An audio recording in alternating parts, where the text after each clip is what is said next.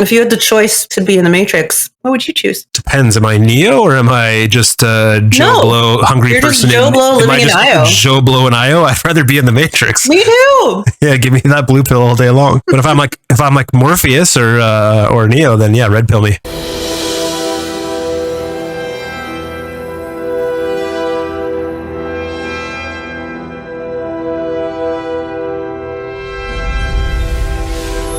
You take the blue pill, story ends. You wake up in your bed and believe whatever you want to believe. You take the red pill, you stay in Wonderland, and I show you how deep the rabbit hole goes. Cool flavor. Mine was actually a red gummy bear, but it'll pass. I'm also going to eat the blue pill because they're good. Hi, everyone. I'm going to take these off. I'm joined by Jim today. Rob couldn't join us. He chose the blue pill. So he's safe in his bed. We're going to be here in Wonderland, here in the Matrix. And we're reviewing The Matrix Resurrections, released this year, 18 years ago, after the original trilogy. Well, the last two, I think, were like 2003, right? The first one was 1999, 18 years ago.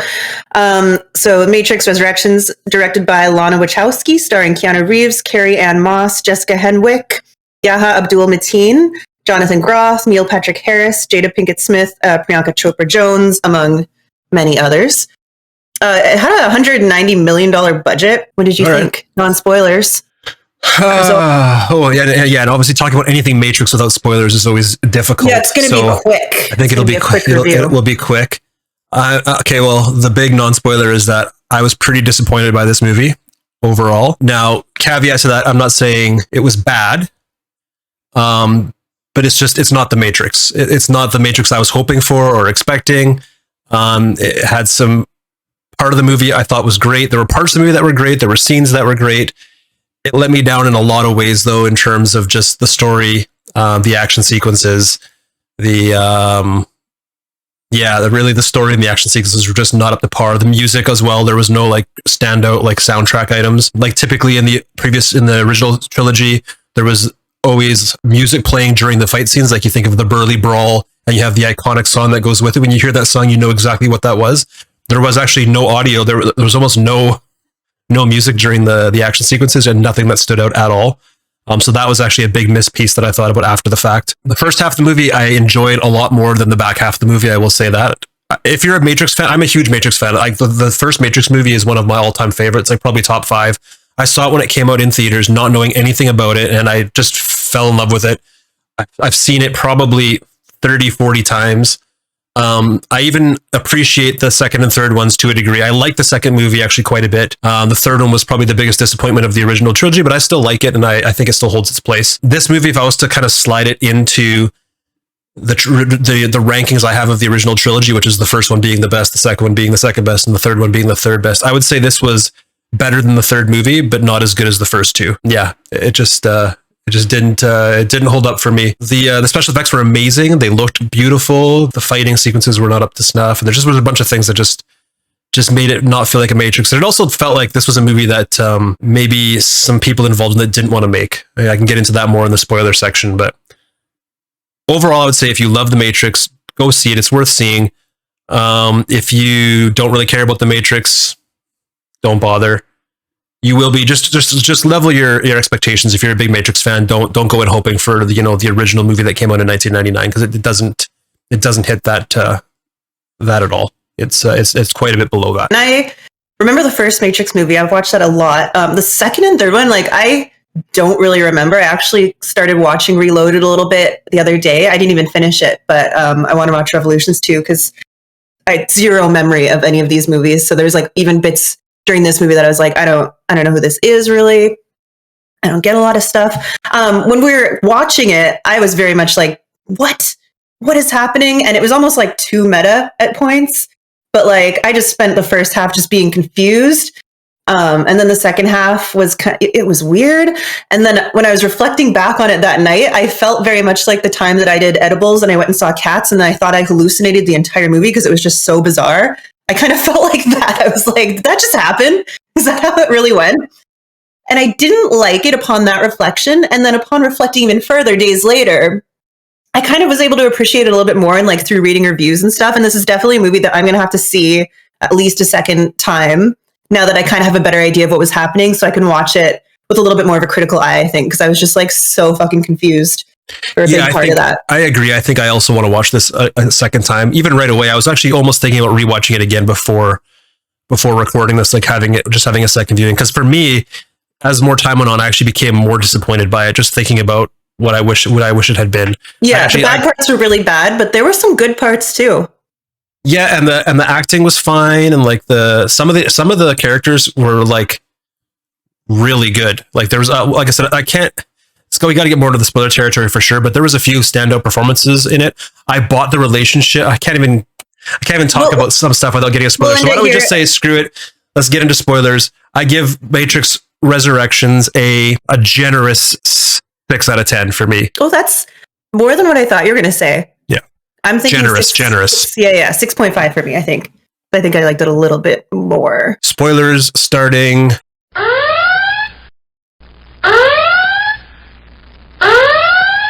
I want to go through some of the characters first, if that's all right with you. Actually, no, the start of the movie. So the first half of the movie, where, like you said, it's very confusing and it's very meta, and you don't really know what is going on. You're just like, what is happening? Like, who knows what? Like, what? The more I think about that, the more I liked that part of it, because that made me feel like the first movie. In the first Matrix movie, I'm like, you're like, what is going on? And even until like he gets taken by the agents, and then his mouth gets sealed shut, and you're like, what the fuck is happening? I had the same kind of feeling, and I was like, I was very confused, but I liked feeling confused because I thought, oh, this is going to be a payoff. Once they resolve my confusion, big payoff, just like the original Matrix, because they were kind of making me feel that way.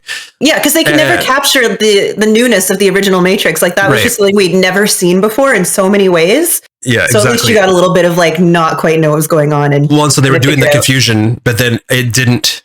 The reveal didn't hit as hard. It didn't hit like the original reveal at all. Right. So I didn't have that to go along with it.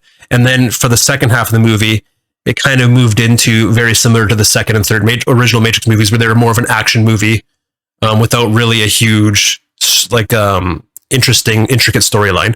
And the action was done.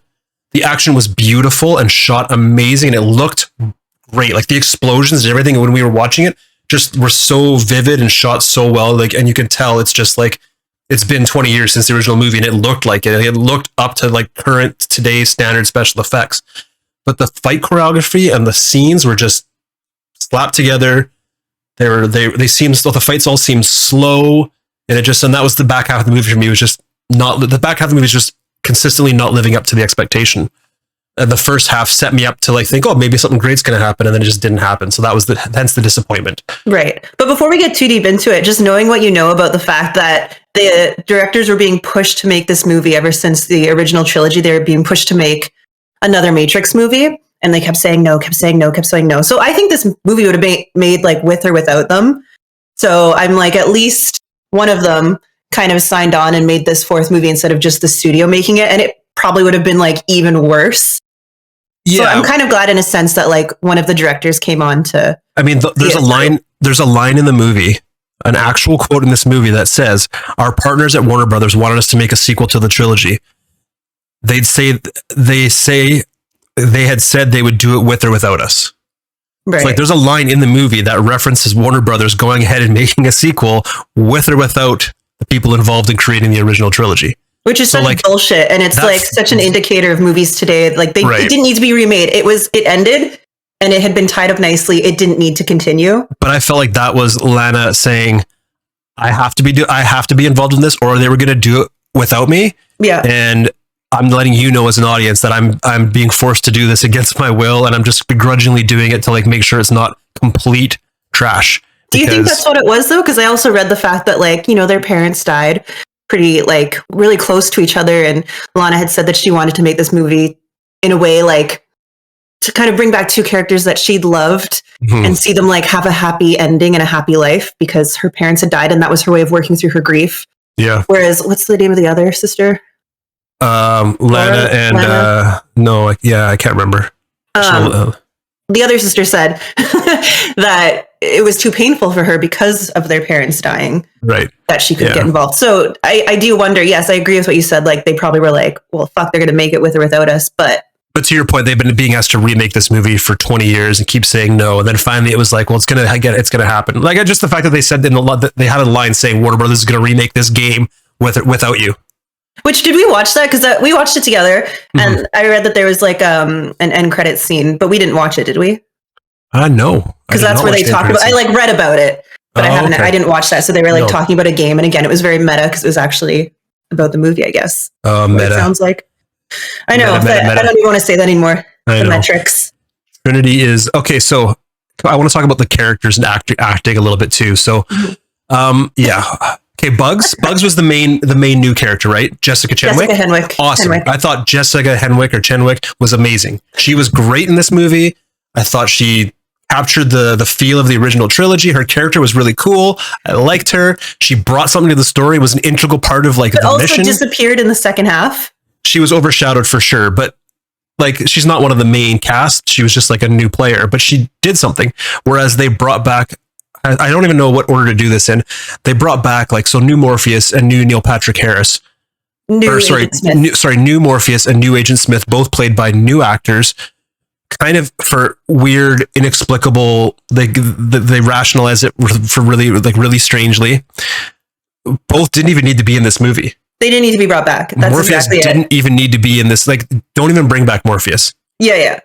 I think I wouldn't have even been as offended if they maybe did just bring back. Well, it was weird. They didn't need to, but they could have just brought back Morpheus. And then why did they have to do Agent Smith too? But why even Agent? Like, why was Agent Smith even there? They weren't necessary characters to have. They could have written it without him, and I think it might have been better for it. Yeah, it really took me out of it. It was kind of ridiculous at certain points. Yeah. Keanu's acting was. If you go back and rewatch the original trilogy, Neo is a very, very flat character. So Keanu Reeves played Neo the exact same as he played Neo in the first three movies. But if you just, it felt cringy. The acting felt cringy to me whenever he spoke in his like very monotone thing, because I don't know if that's Neo or if that's Keanu, because I've seen other Keanu movies where he just kind of acts the same way. It just distracted me for some reason, even though it was the same as the previous movies. But caveat to that, the relationship between Neo and Trinity, Carrie-Anne Moss and Keanu Reeves, I actually bought that way more than in the original trilogy. In the original movies, the scenes that had Keanu and Carrie-Anne Moss together felt kind of awkward. If you go back and rewatch even the original when it's like, or the second movie specifically, when they're like having like the tender moments where they think one of them's dying and they're telling each other how much they love each other, it feels very, very forced. Where in this, I fully believed their relationship and like the longing for each other was way, way better. And I wonder if that's because they've now known each other for like 20 years and they're coming back to characters that that both kind of defined them at a time, for a good type part of their career. Yeah, and arguably like the best part of the movie is when the two of them were just sitting in the coffee shop having a conversation. Yeah. That was great. It was such a good point. Yeah, no, I felt their chemistry for sure, unlike the original trilogy. So that was an interesting thing for me that I thought was really well done. Other characters, Jonathan Groff himself as his character was fine. Both actors are amazing. I didn't understand why he was there. Yeah, no. But I didn't really know what his character's motivation was. Right. Or why could he move like the architect and like that slow motion thing that Neil Patrick Harris's character could do? I don't know. And then Neil Patrick Harris. Yahya's like really flamboyant Morpheus. The pimp cool take on Morpheus. I liked it. I thought it was, it's good that he did something different. But again, as a character, he was underused. So either take him out or make him more integral. Yeah. Right? For sure. Because it's just like he was just there, but he couldn't do anything. And the beginning was so confusing because he was like kind of merged with like an agent until Bugs found him, and it was really weird. That added unnecessary confusion for sure. Yeah. But Neil Patrick Harris. Harris. What is the analyst? The analyst or architect. It was the architect in the original movies. Now he's the analyst. So I don't know. I liked him, and I liked how he was so cynical and condescending as the architect or the analyst. I like Neil Patrick Harris and I like his humor, but for some reason I kind of felt some of the like humor lines didn't really fit. No, it was a little bit like too Neil Patrick Harris. Yeah. Just playing himself and as he does in everything, kind of sarcastic and he'll always kind of be Barney. He had a couple of monologues in it though, where he was being like a condescending asshole. that were great. If you go back, those monologues were so well done. So his monologue scenes were great. His humor just like it was good for him. It just didn't feel like it fit that well. Yeah, it was really misplaced. Yeah. So that's really all I have on the characters. Niobe. Oh, right, Niobe. I didn't really enjoy any of the bits in Io and her character. And it was just so weird how she was just like so quick to kind of lock Neo up, and yeah, it was strange to me. My next line on my notes says Io, don't care and too slow. I didn't care about That Io. sums it up. I didn't care at all. That was the least interesting part of the movie. And it was super weird that the Sentinels were suddenly like pets and they like petted one on its head. Yeah, like what was that? The idea of the concept of machines and some of the AI, like some of the machines and some of the AI breaking free was super intriguing. And they had an opportunity to break free due to Neo's sacrifice in the third movie, right? In Revolutions. So that was a cool part of the lore. They just played it way wrong. Because like the AI in the second and third movie, there were AI who helped Neo and stuff like that weren't down with, you know, the grand design. Like there were AI internally fighting against it, and they had to wait out for the AI to get out in the form of those weird beads. But then they also said, oh, some of the machines broke out. But it's like the machines have always been like portrayed as these like weird, evil, like they just always were creepy looking, right? Like all the machines were like lots of eyes and like monitors and like weird evil like camera systems. Yeah. But then of course the good machines all looked like angelic and like very different design. So it's like almost like, oh, you're making robots, and if you ever revolt, you'll be the good ones and you'll be the bad ones. Like, I mean, the robots should have just looked like in the same design and style as the bad robots, but yeah, they're overly cutesy. Yeah, it was bizarre. It was bizarre, but I like that was the part that I felt like I hallucinated. Yeah, I like the lore of it. Like, I like the fact that okay, some of the machines broke away as well and don't agree with what's going on, just like the AI. That makes sense. The state of the Matrix, like how the Matrix has changed as like a system, and like it was interesting to me. I thought that was good and really well done. I thought it was a plus. The real world itself, like the actual, well, not the real world, but the real world in terms of like Neo and the video game design and just like how that was all going on. I thought that was well done. Just Io, again, I didn't care about. So those are like the three worlds, right? Like the Matrix, the state of like the Matrix and the real world were both interesting and well done, but Io I didn't care about. Right. I agree. I did write down that I liked the meta first third of the movie. It was a plus, but I felt like the director was speaking directly to us themselves, which if you think about it, when you're watching a movie, you shouldn't think, oh, the director's talking to me. It should be the director should be talking to us through the actors and through the story, but not actually like addressing me and breaking the fourth wall. And it kind of felt like to me that was happening. Yeah, that's an interesting point. Yeah. What about the second half of the movie? I know a lot of people are complaining about like the fight scenes, and they just weren't happy at all with the way it was choreographed. The action sequences were terrible. There was no big. I mean, the thing Matrix is known for is big action set pieces, and they tried with the motorcycle part with the guys jumping off the building trying to commit suicide. There was that part was nuts. It was cool, but it lasted what 20 seconds, 30 seconds. I like that the zombie horde of, what do they call them? The agents that had like the people that were interspersed in the population. Horde mode? Yeah, horde mode. Something mode. Yeah, I think it was horde mode. That was kind of a cool concept, but yeah, that was like the only part that I liked. The rest I could have. The action shots were beautiful, but just again, I think it was just the choreography not good. Like the Matrix as an IP is supposed to go hand in hand with kung fu. Like the old Matrix movies have awesome choreographed like kung fu fights. This did not have any at all. Yeah, that's the one drawback of bringing back the original actors, and now they're all in their like 50s or so. But even like the newer players who, like, when they're fighting agents, they're flipping around and doing cool stuff, and there's obviously like lots of wire work, but the fights were just slow and not choreographed. Like clearly they had different. I mean, I looked it up. They had different fight choreographers than in the first movies, obviously, and it showed. It showed for sure. The new bullet time. So it was very underwhelming, and I didn't understand it at all. But the movie also told us before it was presented that it was going to be underwhelming, which again was another like weird fourth wall breaking moment where they're like new bullet time, and they're like, oh, how do you capture lightning in a bottle? How do you do new bullet time? And then the new bullet time, quote unquote, happens, and like Neil Patrick Harris goes, bullet time or new bullet time. Like he makes a point of saying it. Right. And then you're like, this is garbage. So it's like, well, I can't be too mad about it because they kind of warned me like in a half an hour ago that it's going to be garbage. Yeah.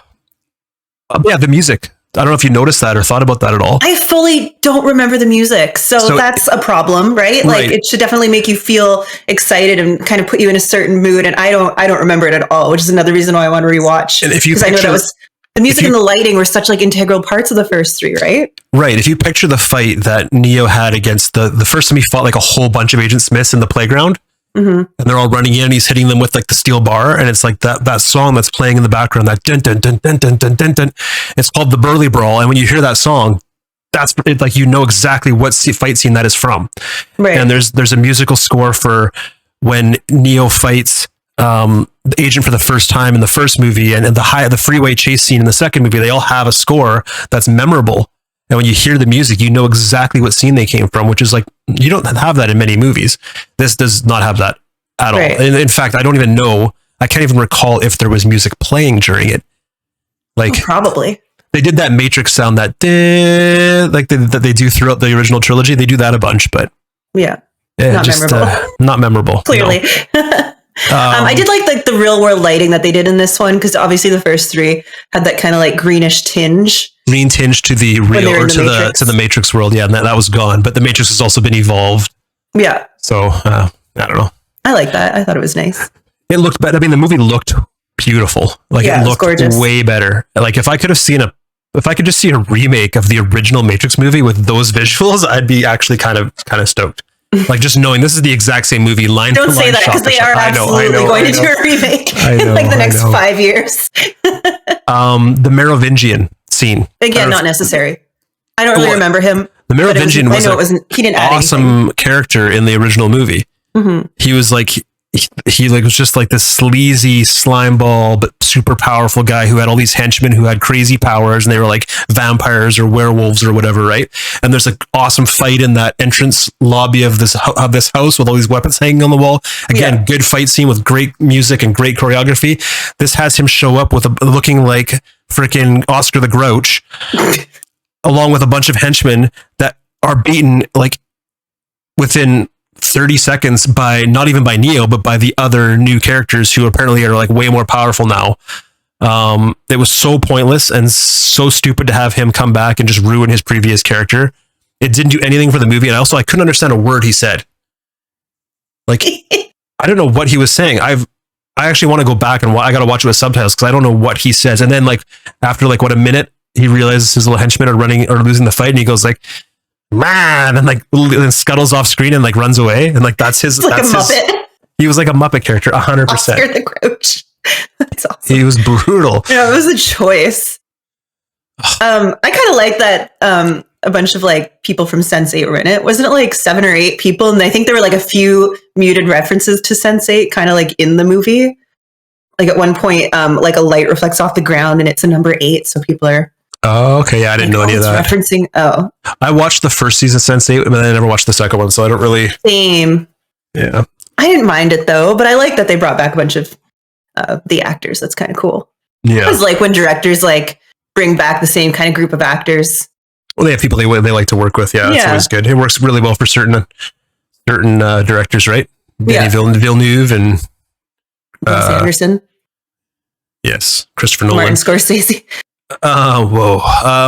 The power levels of the humans, or like the other guys on the ship. Mm-hmm.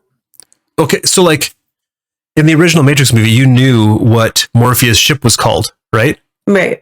The Nebuchadnezzar or whatever, I think is how you say it. Yeah. What's the name of the ship in this movie? Like again, just no world building. Right. Maybe they say it as a throwaway line, but I mean I don't remember. Yeah. But yeah, the other crewmates on the ship were able to like at the very beginning there are like Jessica Henwick is fighting agents and like holding her own, which is like in the original movie it was like none of us fight agents, we run because we can't even stand a chance, and like it just seemed like agents were way underpowered, and then the humans were way overpowered. The last thing I wanted to talk about, I don't know if you have much more to talk about. I have one more thing. No, I just got facts because I don't really know. I don't really know. And like I said, like I have to rewatch because I just like I was so confused for so much of that movie. The Trinity is also the one. Yep. Yep, they're both the one. Together, they're the one is kind of the interpretation I wanted to take from it because they have to be together. That's where they draw their power. Yes, I mean it does, and there is like they do like bring each other back to life. And even the first movie, right? She brings Neo back to life by telling him that she loves him. Yeah. So I mean, it is implied that she has some power over him, at least, right? Or like beyond what like a normal person has. So I guess so. It just seemed to be a real convenient solution to their problem. Yeah. Are you doing that? I'm not doing that. Are you doing that? Whoa. Yeah, it was just so unsatisfying. Yeah. So fucking weird. So, do you want to see a fifth movie based off of... Just stop. Make something new. Yeah. No, nobody wants another movie. Guarantee you. The next is going to be a remake, because what else can they do? So I had no idea on how large the budget was. Yeah, this 190 million. I mean, this movie needs to perform. If it does, they will try to make another one for sure. I'm actually pretty surprised at the 64% critical or like the review. I can't remember if that's like the aggregated score or what, but because people loved it or they hated it. Like people are split. Yeah. It's nuts. So I'm kind of pleasantly surprised to see like 64%. I liked parts of it and hated parts of it, but overall more disappointed than anything. Yeah. I wouldn't be like, oh, I hate this movie. Like if try to take myself out of it for a sec. If I saw this movie without ever having seen, I mean, I know it doesn't make sense, but if I had never seen the original trilogy, they didn't exist. There was no original trilogy. I know the story wouldn't make sense, but if I saw a movie like this, that looked like this, that had the action sets that this had and the fight scenes that this had, I probably would have been like, oh, this was a pretty trippy, cool movie. Mm-hmm. And it would have been like, it wouldn't have been one of my all-time favorites for sure, but I would have been like, I probably would have seen it with more positive light than I'm seeing it now, because I am holding it up against the original movies, and it doesn't hold up. So I don't think you can compare them. For me, it's just nostalgia. It's just nice to see these characters back in a kind of different way and let them have a happy ending. Despite everything's so dark, that was kind of nice. At the end of the day, it was just a romance movie. That's it, right? Yeah, it wasn't so much an action movie. Yeah, and it looks beautiful. I mean, look down below at Keanu Reeves' face right there on the screen. In like 4K with some great lighting, like that's what he looks like in the show. Oh, actually, one thing I wanted to touch on was during that, I don't even know what to call it. It's not bullet time. During the slowdown or reverse bullet time, I'm trying to figure. I haven't looked up any like how-tos or how they did it, but I'm thinking it has to do something with like Neil Patrick Harris and when like Neo goes to Trinity at her motorcycle shop. Yeah, and then Neil Patrick Harris comes in and slows down time and like shoots at Trinity or whatever. I'm trying to figure out how they did that, because I don't know if you've seen the Unreal Engine demo. So they've made like a whole demo of in Unreal Engine, a video game engine based on the Matrix, and like it looks like almost like it's beyond uncanny valley. Like the characters look almost like... I've seen like a little bit just in like reading reviews for this movie. It is ridiculous, and it does, and it's like they build like an entire city with like crazy live... It makes like Grand Theft Auto and stuff look like child's play. Like the amount of traffic and the characters walking around is like so much more detailed. Everything is rendered in. It doesn't like appear in a distance and then like slowly appear as you get closer. So I wonder if that Unreal Engine technology was used in the special effects of this movie, like specifically that scene, like where he's like moving at a different speed. Is he working against a fake version of Keanu Reeves that's actually like a video game engine? Right. I almost wonder if that, but I kind of looked that way when I was watching. I almost thought, oh, they look like fake, a little bit uncanny. Mm-hmm. But I haven't confirmed that or whatever at this point. But it was interesting. Yeah, for sure. So it'd be cool to find that if there is actually some new technology that was developed for this movie and used, it'd be kind of neat. All right, so give me those facts. I have facts. Yeah. Lawrence Fishburne had said like he was never asked to be in this movie. That's what he said. Right. Hugo Weaving, apparently the only reason he wasn't in it is because it was a scheduling conflict. So he was asked, yes, and he's... Yeah, so what's that about? So would he have just been himself? Because... So why couldn't they ask Lawrence Fishburne back? Or he may have like... But then how would that have changed the story? Because like would it have been just Hugo Weaving playing his boss at the video game company looking like Hugo Weaving? I don't know. And I want to know. Yeah. Because I'm like, maybe if the two originals, they didn't need them, like for sure. They didn't need any of that, but it would have been kind of cool to have those two. Like in it Agent Smith themselves. hated the architect because he was also trapped by the not architect analyst. Analyst, yeah. He was also trapped by the analyst, but like he really hated him like to another level. And also, why could he do the same special power that the analyst could do? Right. Just he's able to. Doesn't explain it. Just I also can like learn from watching you or something. He says like some like single line. It's like, well, how come you can do it and Neo can't? Don't know. Anyways, yeah, don't know.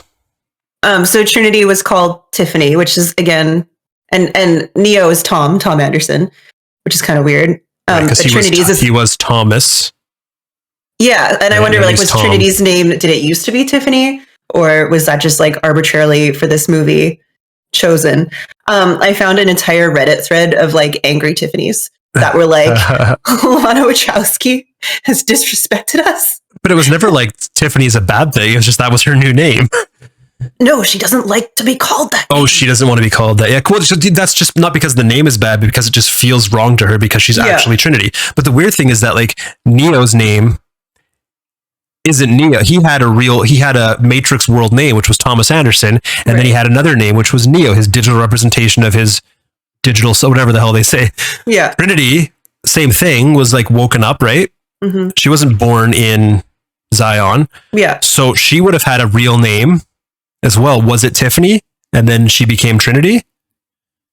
Because if that was the case, she wouldn't hate it.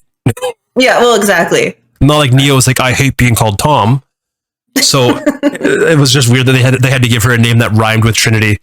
Well, I want to hide you and not let you realize. I don't want you to realize who you are. So I'm going to name you something that sounds exactly like your other name.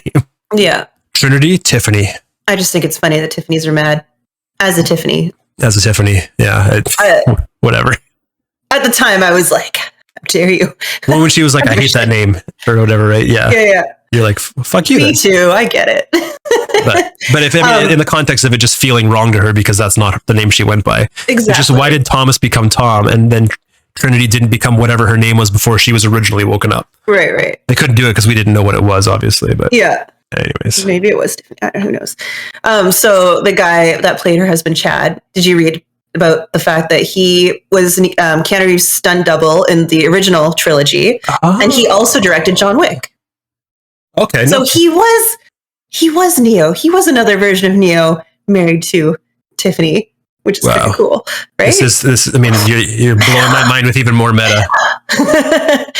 What else do I have? I talked about Sense8. Oh, and the man who played like Neo's reflection. So, like every so often you would like see Neo's reflection in the mirror or whatever. And it was like an old man, kind of larger, balding. That's Carrie-Anne Moss's husband in real life. But like make it up to look like an old man. Don't know if that's just how he looks or not. I don't know. It's makeup. No. That was definitely. So like, what was with that? That was how everybody saw him. Yeah. So like he was this like geriatric video game creator, and then like Carrie-Anne Moss saw him. The thing is, that guy's probably like the same age as Keanu Reeves, but Keanu Reeves just like looks so good. Yeah, but like he's in his like what? He's probably in his late 50s. But Carrie-Anne Moss met that like decrepit man in a coffee shop. She's like, he's not creepy, and shook his hand and was like, "Have we met before?" And like felt an attraction to him. That's not believable. She married him. It's very believable. Well, yeah. No, I see what you mean. Yeah. Interesting. Oh man. And then so I didn't even catch this in the movie. I don't know if you did or not, but when Neo and Trinity are in the coffee shop chatting, the camera kind of like pans down, I think, to the table, and you see her reflection, and it's like some blonde woman. I didn't even catch that. I read about it after the fact. I didn't catch that either. Because I saw Neo's reflection like in the mirror when he was taking his pills, and I was like, "What the fuck?" And then they showed it a couple times. You see it later, and it makes sense. Yeah. Later on, but that's cool. I didn't notice that.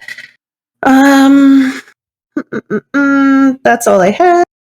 So they are like these two random people who look nothing like Keanu Reeves and nothing like Carrie-Anne Moss, seeing each other but feeling connected because deep down they actually were Neo and Trinity, but they didn't even look like Neo and Trinity.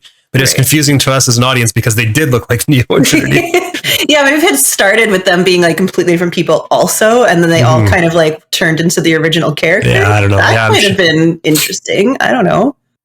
Yeah, I don't. I mean, I don't know what could be done to fix this movie. I think more and better action would have been cool. Because like we both enjoyed the first half, despite its issues, I think we both overall enjoyed the first half. So if the second half had been as good, it would have been a great movie. It just like took such weird left turns. I didn't need to see a new bullet time. I just wanted to see a good, interesting fight, like a one big fight like that. Bring the Merovingian back and bring back his little minions, but make it an epic 5-minute fight with good music and like good fighting. Yeah. And then take that scene where they're riding the motorbike being chased through town, like with everybody's cars and everybody trying to kill them, and like make it 3 or 4 times longer. And you've kind of like started to solve the problem, right? Right. The day we can never capture the feeling of the original. Because like, think about how you felt when you saw The Matrix for the first time ever. There was nothing like that. And even though like we're watching it now and they're using like phone booths, which is like ridiculous, it's still so cool to watch and it doesn't take me out of it at all. It still feels futuristic despite being very clearly from 1999. Well, like show me a movie about the robot civil war. There was a civil war internally by the machines. Show me that movie. How did that affect the people of Zion? Like, right? Zion got destroyed or was there's so much stuff that happened that I'm like, that is going to be a fifth movie and that's going to be the fifth movie. Right. And don't even have anything take place in the video game world. Like just make it a different movie about the story of what's happening in the universe of the Matrix. Right. Like you alluded to all this crazy cool stuff that happened, but it's like all just throwaway lines. Show us. So you think this movie could have been made in a way that could have been epic, that you could have loved? Yeah, for sure. And it didn't have to have any of the things that Lana felt like they needed to have, like a new bullet time and the trailer for this movie was so twist. Right. The trailer for the movie was so well done, I thought, and like the Jefferson Airplane White Rabbit song was so cool, and I got so excited. So then you watch the movie and you're like, oh. Yeah. It's just like what I feared it would be. It was just a 6 out of 10. Yeah. 6 out of 10. 6.5. 6. Yeah. Okay. We'll give it 6.25 combined. Yeah. We're right in line with Rotten Tomatoes at 64%. At the end of the day, I think it's worth a watch, especially if you love the original Matrix movie. And I'm going to be rewatching as well. So that's it. It's not the worst. It's not as bad as I think some people are making it out to be. It's fine. It's ruined some people's lives, clearly. It's not that bad. It's not that bad. It's just, like I said, I think arguably it was probably better than the third movie. Oh, yeah. And an argument could be made to convince me otherwise, but it just, the third movie is not a very good movie. What rating did the third movie have? Like, did it actually have a better rating than the third movie? I don't remember. Is 88% certified fresh, audience score of 85, the original Matrix. The original? The original, yep. The Matrix. I thought that would have been way higher. Reloaded, which what a stupid name, by the way. The Matrix Reloaded was 73%, 72 audience, so 1% off as well. So it dropped by 10. The Matrix Revolutions, 35% tomato meter, 60% audience score. Oh, wow. Yeah. And then The Matrix Resurrections, 65% tomato meter, 64% audience score. That's a little sus that 3 of the movies have a 1% difference between the tomato meter and the audience score. But anyways, that never happens. Critics and audiences do not agree like that. I wonder if it's a thing where the audience, like, I guarantee the reviews for the first Matrix movie when it first came out were in the high 90s. And I wonder if over time, as they add more reviews and get more outlets adding their 2 cents, it like doesn't age. Like, you watch it 10 years later, it's still an amazing movie, but it's just the age shows a little bit, so you give it a little bit of a lower score. I wonder if that plays into it. Also, when was Rotten Tomatoes made, and how does that affect it? Yeah, I don't know. Is the reviews at the time were they added to the critical score, or is it just like more current day reviews? Yeah, I mean, Rotten Tomatoes has problems with their scoring. I got nothing else. Take your blue pill. I already ate the blue pill. Blue pill tastes so much better than the red pill. I needed to go back and see what steak tasted like. Wait, if you had the choice to be in the Matrix, because people were given free choice, and a lot of them chose the Matrix, right? What would you choose? Depends. Am I Neo or am I just Joe Blow, hungry You're person? Joe Blow living in Io. Joe Blow in Io? I'd rather be in the Matrix. Me too. Yeah, give me that blue pill all day long. But if I'm like Morpheus or Neo, then yeah, red pill me. All right. 6 out of 10. Bye-bye. 6.25.